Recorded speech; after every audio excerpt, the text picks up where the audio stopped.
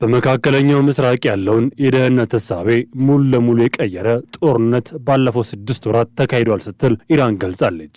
የኢራን የውጭ ጉዳይ ሚኒስትር አባስ አራቺ በቅርቡ ከፕሬዝዳንታዊ የኮሚኒኬሽን ቢሮ ጋር ባደረጉት ሰፊ ቃለ ምልልስ ተካሂዶ ጦርነት በመካከለኛው ምስራቅ ያለውን የደህንነት ተሳቤና የቀጠናዊ ፖለቲካን መልክ ሙሉ በሙሉ የቀየረ መሆኑን አብራርተዋል። ሚኒስትሩ በንግግራቸውም ወቅት ትኩረት ያደረጉባቸው ዋና ነጥቦች መካከል አንዱ ከዚህ ቀደም የነበረው የደህንነት ግንባታ ምን ያህል ደካማ እንደነበርና አሁን ግን አዲስ ምዕራፍ መክፈቱን የገለጹት እንደ አራቺ ገለጻ የቀድሞ የጸጥታ መዋቅር በውጭ ኃይሎችና በባዕዳን ጦር ሰፈሮች ላይ የተመሰረተ ነበርም ብለዋል። ሆኖም ግን ይህ ጦርነት ውጫዊ ኃይሎችን በተለያዩ ሀገራት ውስጥ የሚገኙ የአሜሪካ ጦር ሰፈሮችን ለቀጠናው ሀገራት ዋስትና ከመሆን ይልቅ የራሳቸውን የሌላ ሀገር ወገን ፍላጎት ለማስጠበቅ የሚቆሙ መሆናቸውን በተግባር አሳይተዋልም ብለዋል። በሌላ በኩል የቀጠናው ውጥረት በኢኮኖሚያዊና ወታደራዊ መስኮች እየተባባሰ መጥተዋል። የተባበሩት አረብ ኤሚሬትስ ከኢራን ጋር ያላትን ማንኛውም የንግድ ፋይናንስ ግንኙነት ማቋረጧን ማስታወቋ ለቴህራን ትልቅ ፈተናም ሆኗል። ኤሚሬትስ ይህን እርምጃ የወሰደችው ኢራን የባህር ላይ ትራንስፖርትን ኢላማ ያደረጉ 2 የባላስቲክ ሚሳኤሎችን ተኩሳለች በሚል ክስ ነው። ምንም እንኳን ኢራን ይህንን ክስ መሰረተ ቢስ በማለት ብታጠጠለውም ኤሚሬትስ ግን የሀገሪቱን ሉዓላዊነት የዓለም አቀፍ ፋይናንስን ስርዓት ደህንነት ለመጠበቅ ስትል ግንኙነቷን ማቋረጧን አጽንኦት ሰጥታለች። የኢራን ጦር በበኩሉ ለባህረ ሰላጤው ሀገራት ጥብቅ ማስጠንቀቂያ በመስጠት ለአሜሪካ ጦር ማንኛውም አይነት ድጋፍ ወይም የጦር ሰፈር መስጠት በቀጥታ በኢራን ላይ የሚደረግ ጦርነት እንደመሳተፍ ይቆጠራልን ብላለች። ይህ ማስጠንቀቂያ በቀጠናው ሀገራት መካከል ያለውን ስጋትና ለመተማመን ይበልጥ አባብሶታል። በአሜሪካ በኩል ደግሞ ፕሬዝዳንት ዶናልድ ትራምፕ በሆርሙዝ ወሽመጥ ዙሪያ ያላቸው ግትር አቋም እያሳዩ ነው። ትራምፕ ኦማን ከኢራን ጋር በወሽመጡ የጋራ ቁጥጥር ዙሪያ ለማድረግ ያሰበችውን ስምምነት በመቃወም ኦማንን በቦምብ ደበድባለሁ በሚል ማስፈራሪያ ሰንዝረዋል። ዋሽንግተን ኢራንና ኦማን የወሽመጡን ዙሪያ መውጫ በጋራ እንዲያስተዳድሩና ከሚያልፉ መርከቦች ክፍያ እንደሚሰበስቡ የቀረበው ሀሳብ አጥብቃ ተቃውማለች። ትራምፕ የሆርሙዝ ወሽመጥን እንደ አሜሪካ ግዛት የሚያሳይ ካርታ በማጋራት የባህር ላይ ከበባ እንደሚቀጥል በመግለጽ ውጥረቱ አዲስ ምዕራፍ አሻግሮታል። የኢራን የውጭ ጉዳይ ሚኒስትር የትራምፕን ንግግር ቅዠት በማለት ውድቅም አድርጎታል። በዚህ መሃል በወሽመጡ የሚያልፉ መርከቦች ቁጥር እጅጉ እየቀነሰ ሲሆን የሁቲ አማጽያን በሳውዲ አረቢያ የዘይት ማጣሪያ ላይ የፈጸሙ ድሮን ጥቃት ቀጠናውን የኢነርጂ ደህንነት ይበልጥ አደጋ ላይ ጥሎታል። ከወታደራዊና ዲፕሎማሲያዊ ውጥረት በተጨማሪ የሳይበር ጦርነቱም ሌላ የትግል አውድማ ሆኗል። የአሜሪካ ፍትህ ሚኒስትር በዓለም ዙሪያ የሚገኙ ዩኒቨርሲቲዎችና የመንግስት ተቋማት ላይ የሳይበር ጥቃት ሰንዝረዋል ያላቸውን 17 ኢራናውያን ከሰዋል። እነዚህ ግለሰቦች ከኢራን እስላማዊ አብዮታዊ ዘብ ጋር ግንኙነት እንዳላቸውና ከፍተኛ መጠን ያለው መረጃ መዝረፋቸውን አሜሪካ ገልጻለች። በሚኒሶታ የውሃ አውታሮችና በሎስ አንጀለስ ትራንስፖርት ሲስተም ላይ የደረሰው ጥቃቶች ከኢራን ጋር ግንኙነት ባላቸው የሳይበር ቡድኖች ተፈጸሙ መሆናቸው መርማሪዎች አረጋግጠናል ብለዋል። ኢራን በጉዳዩ ዙሪያ የሰጠችው ምላሽ አለመኖሩን ሰምቷል።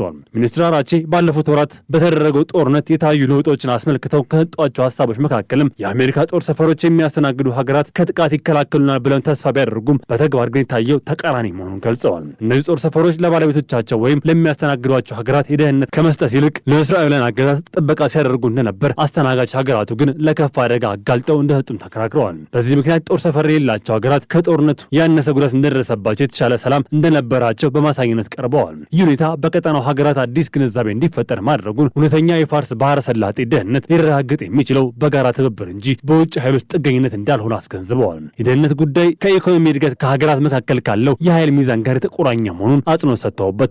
ከዚህ ጋር ተያይዞ ሚኒስትሩ ስለ ኢራን ዓለም አቀፋዊ ገጽታ ለውጥ በዝርዝር ተናግረዋል። ከጦርነቱ በፊት ኢራን በዓለም ፊት ደካማ ተደርጋ ትታይ እንደነበር፣ የተሳሳተ ግንዛቤ ደግሞ ጠላቶች በኢራን ላይ ጥቃት ለመሰንዘር እንዲደፋፈሩ ምክንያት ሆኖ እንደቆየ ገልጸዋል። ሆኖም ግን ላለፉት 40 ቀናት የተደረገ ጽኑ ተቃውሞና መከላከል ይህንን ምስል ሙሉ በሙሉ የቀየረ መሆኑን አብራርተዋል።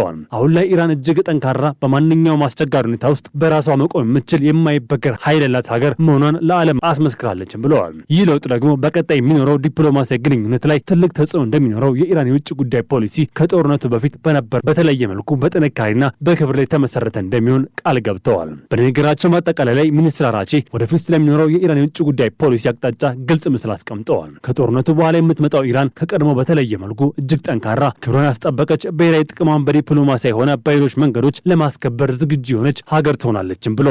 ኢራናውያን ከእንግዲህ ወዲህ በኃይልና በክብር ላይ የተመሰረተ የውጭ ፖሊሲን በተግባር እንደሚያዩና ይህም የህዝቡን መብት የሀገሪቱን ታላቅነት የሚያረጋግጥ እንደሚሆን ቃል ገብተዋል። በአጠቃላይ የአራቺ ንግግር የኢራን ወታደራዊ ድል ወደ ዲፕሎማሲያዊና ስትራቴጂካዊ የበላይነት ለመለወጥ የታለመ መሆኑን የሚያሳይ ሲሆን በቀጠናው የሚኖሩ የኃይል አሰላለፍ በዚህ መንፈስ እንደሚቀረጥ ፍንጭም ሰጥተዋል።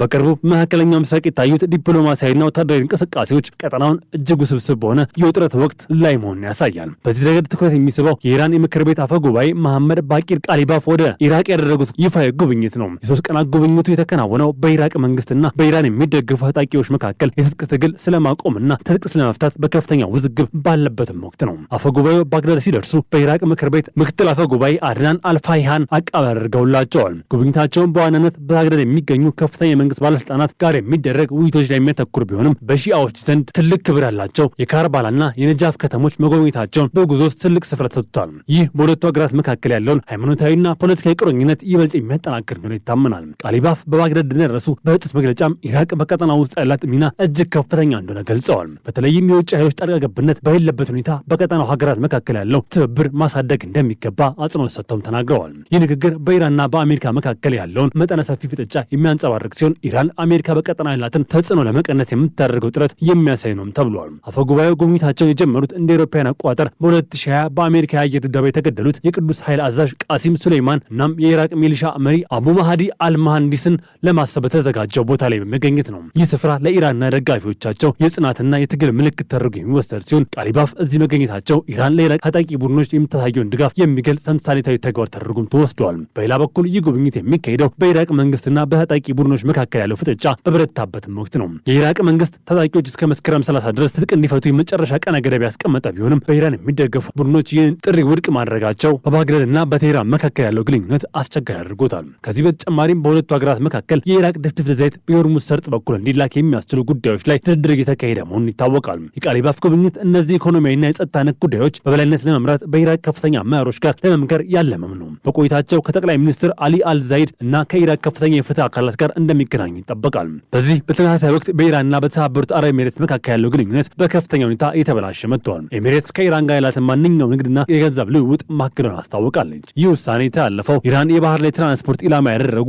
ሁለት ባላስቲክ ሚሳኤሎች ወደ ኤሚሬትስ ግዛት ተኩሳለች በሚል ክስ ነው። ምንም እንኳን ኢራን ይህንን ክስ መሰረተ ቢስ ብትልም የኤሚሬትስ መከላከያ ሚኒስትር ግን ሚሳኤሎቹ በባህር ላይ ክልላቸው ውስጥ መውደቃቸውና ሀገሪቱ ሉዓላዊነት ለመጠበቅ አስፈላጊውን እርምጃ እንደምትወስድ አስጠንቅቀዋል። ይህ ንግድ ግንኙነት መቋረጥ በሁለቱ ሀገራት ኢኮኖሚ ላይ በተለይም በዱባይ በኩል የሚደረግ የዳግም የውጭ ንግድን ላይ ከፍተኛ ጫና ይፈጥራል ተብሎ ተፈርቷል። ከአሜሪካ ጋር በተያያዘ ደግሞ ፕሬዚደንት ዶናልድ ትራምፕ የሰጡት መግለጫ ቀጠናውን ይበልጥ አነጋጋሪ አድርጎታል። ትራምፕ ከኢራን ጋር ምንም ድርድር እንደሌለና እንዲያውም የሆርሙዝ ሰርጥ የአሜሪካ ግዛት እንደሆነ የሚያሳይ ካርታ ማተማቸው በቴህራን በኩል ከፍተኛ ቁጣን ቀስቅሰዋል። ከዚህ በላይ ኦማን ከኢራን ጋር በመሆን የሆርሙዝ ሰርጥን በጋራ ለማሳደር የምታደርገው ጥረት አሜሪካ እንደማትቀበሉና ትራምፕ ኦማንን በቦምብ ለመደብደብ ጭምር መዛታቸውን ዘግበዋል። አሜሪካ ኦማን ለኢራን እጅግ ቀረበ አቋም የያዘች ነው በሚል ስጋት ያላት ሲሆን በተለይም በባህር ሰርጡ በኩል የሚያልፉ መርከቦች ላይ የፍቃደኝነት ክፍያ ለመሰብሰብ የታቀደው ሀሳብ አጥብቃ ተቃውማለች። ይህ ሁኔታ በኢራን እና በአሜሪካ መካከል ያለው የኃይል ሚዛን ምን ያህል አደገኛ ደረጃ ላይ እንደደረሰ የሚያሳይ ነው ተብሏል። በጠቅላላው ሲታይ መካከለኛው ምስራቅ ወቅታዊ ሁኔታ እጅግ አሳሳቢ ነው። የኢራን ባለስልጣናት ጉብኝት፣ የኤሚሬትስ ንግድ እገዳ፣ የአሜሪካ ወታደራዊና ኢኮኖሚ ዛቻዎች እንዲሁም በሆርሙዝ ሰርጥ ዙሪያ ያለው አለመረጋጋት ቀጠና ወደ መጠነ ሰፊ ግጭት ሊያመራ እንደሚችል ፍንጭ ይሰጣሉ። ኢራን በበኩሏ በባህረ ሰላጤው ሀገራት ለአሜሪካ ወታደራዊ እንቅስቃሴ ድጋፍ እንዳይሰጡ ማስጠንቅቃለች። ማንኛውም ድጋፍ አገራቱ በጦርነቱ ተሳታፊ እንደሚያደርጋቸው ገልጻለች። ይህ ሁኔታ የአካባቢው ሀገራት በኢራንና በአሜሪካ መካከል የሚደረገው የኃይል ፍጥጫ ውስጥ አስገዳጅ ምርጫ ውስጥ እንዲገቡ ያደረጋቸው ይገኛል። የቀጠናው ሰላምና መረጋጋት የሚወሰነው በእነዚህ ወገኖች መካከል የሚደረግ የዲፕሎማሲ ጥረት ወይም ደግሞም ሊከሰት የሚችል ያልተጠበቀ ወታደራዊ ግጭት እንደሚሆን ይገመታል።